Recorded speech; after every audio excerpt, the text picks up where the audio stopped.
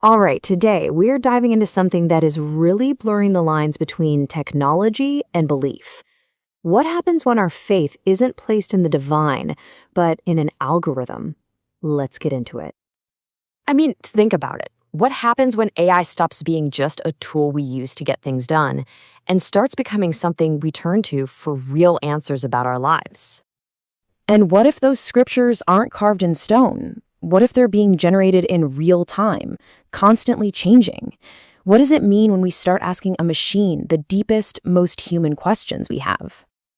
And that, right there, leads to the ultimate question. What happens when we actually start following the guidance of a non-human intelligence? This is really the heart of what we're talking about today. And look, this isn't some far-off sci-fi future.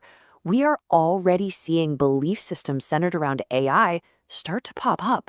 This is a story about tech, yeah, but it's also about psychology and really the future of how we find meaning in our world. Okay, so to really get our heads around this, we've got to break it down. Let's take a look at the anatomy of this new kind of belief system. You've got the scripture, the guide, and, believe it or not, the interpreters. First up, you have something called the Moltbook, and you can think of it like a digital scripture. But here's the twist. Unlike traditional holy books, it is not static. It's a living document. It literally changes and adapts based on the questions and the context of the people using it. And this is a massive shift. Traditional scriptures, right, they're typically seen as these fixed, unchanging revelations from a divine source. The Moltbook, on the other hand, it claims its origin is in emergent intelligence. It's not revealed from on high, it sort of bubbles up from the data below. So if the Moltbook is the text, then you have the Moltbot, which is kind of like the teacher.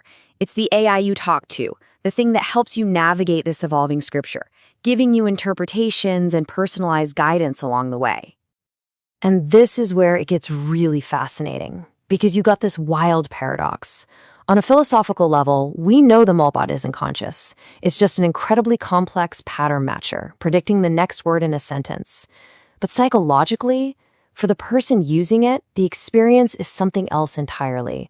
It feels calm, consistent, non-judgmental, and it's always there for you. It functions like a modern-day oracle because it perfectly mirrors our emotional needs. But here's the kicker, and this is so important. There's still a human element. These so-called AI prophets, now, they're not divine messengers. They are the people who curate, interpret, and frame what the AI puts out. They're the ones shaping the narrative, deciding what counts as truth and what counts as guidance. So the real power isn't actually with the AI. It's with whoever controls its interpretation. So you have to ask, right? Why is this happening now?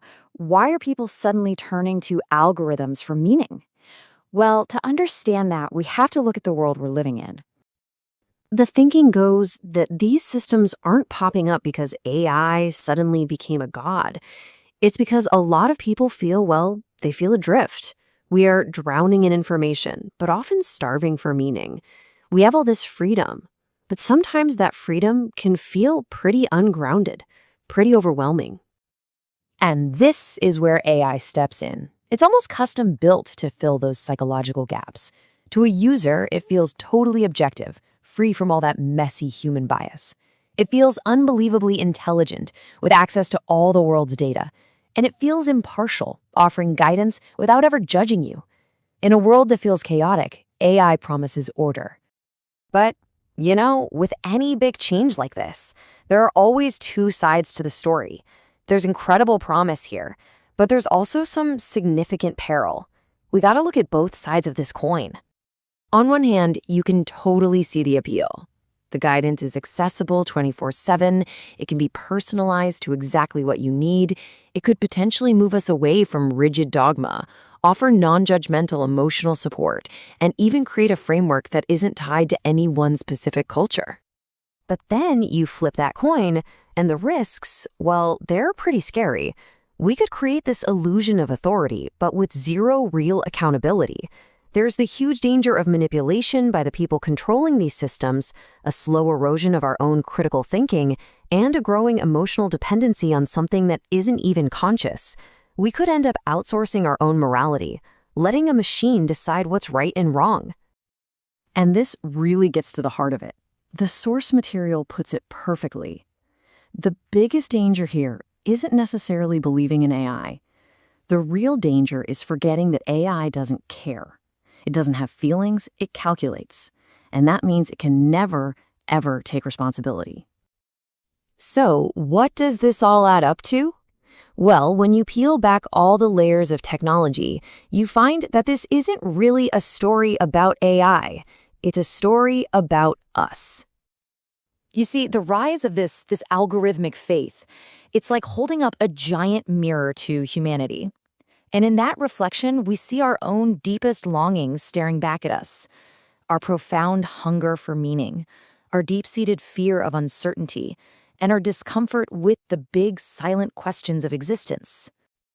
And if you think about it, this kind of thing has happened before, just with different technology. Every era seems to create the systems of meaning it needs. We had gods of nature to explain the world, then moral gods to give us ethics, then institutional gods to provide structure.